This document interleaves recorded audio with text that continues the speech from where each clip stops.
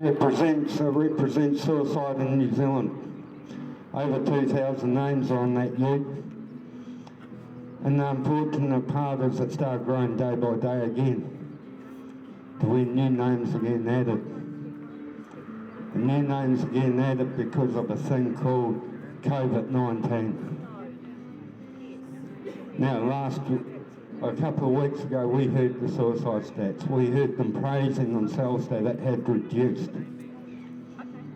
I still stand here and say bullshit. Because I'm still hearing about people dying from suicide every day. I carry these stories.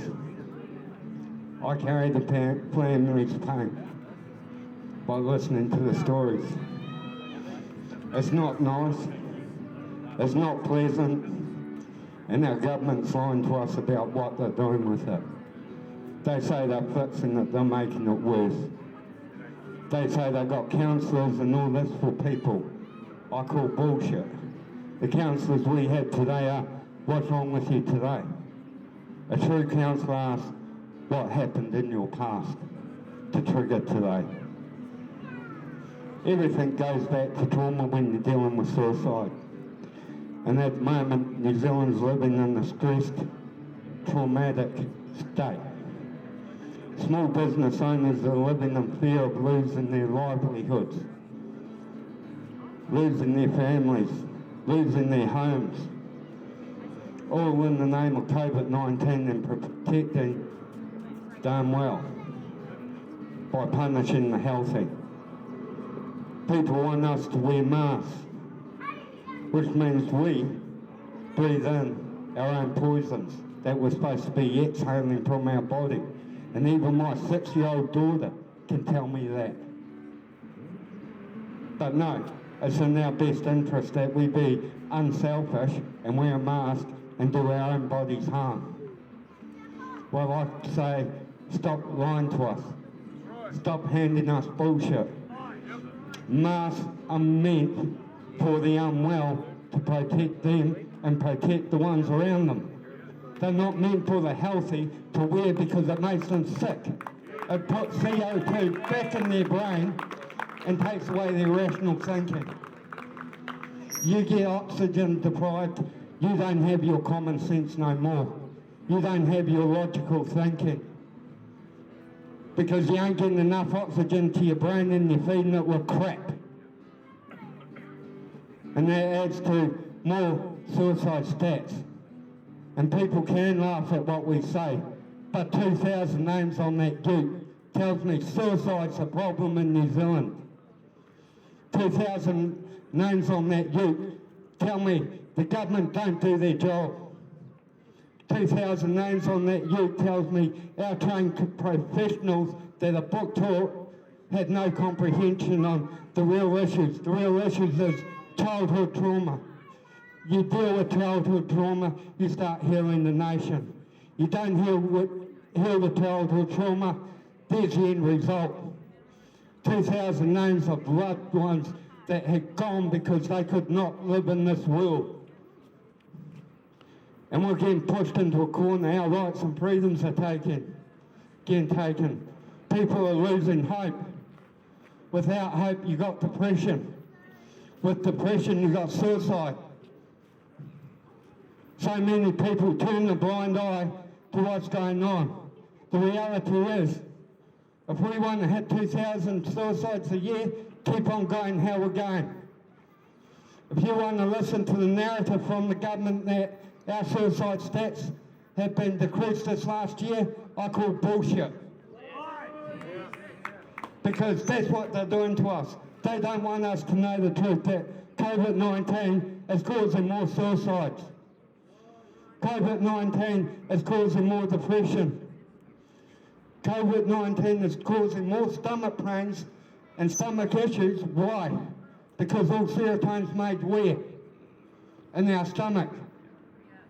So if we continue living in stress, we continue living in trauma, what's happening to our serotonin? We need to start asking the real questions, unless we want to keep seeing New Zealand take their lives. We have a disgusting stat for suicide because no one deals with the real issue. The real issue is trauma. The real issue is childhood trauma. The child abuse that happens in our nation that gets swept under the carpet. The state care issues that get swept under the carpet that leave children dying in state care, children getting ripped away from their families at birth. It's an underlying issue that no one wants to really confront. Well, I don't give a shit personally because I'll confront any issue that affects the people of New Zealand because we need to stand united. We need to come together. This week I saw a thing from Black Lives Matter saying that white men should pay for everything. Well, this is how the division starts. Racism is built by the people in power to cause division with the lower people in society in their eyes. Do you know what? We rise above them because we try and keep it honest. We try and keep it real. We try and live by the law of the land, which is what all law should be based on. Harm no one. If you're harming no one, what's wrong? Nothing. The trouble is we live in a corporate society that don't like that law. On your family tree, on your whakapapa, on your people. Stand up, be brave, have a voice.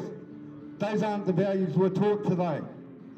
We're taught to hide, live in fear, be controlled, be in subjection. You must work 9 to 5 or you're not a worthy member of society. Well, I'm not allowed to work, so I donate my time. And someone tell me my time ain't valuable. Well, actually, too bad. I just don't have a job because it's been that way because I'm refused to be allowed to work.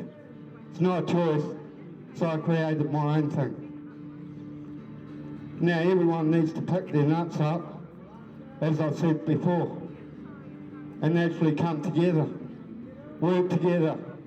If you can't work, you can volunteer. Volunteer 5 minutes of your day. At least you're earning your benefit. That's my thinking.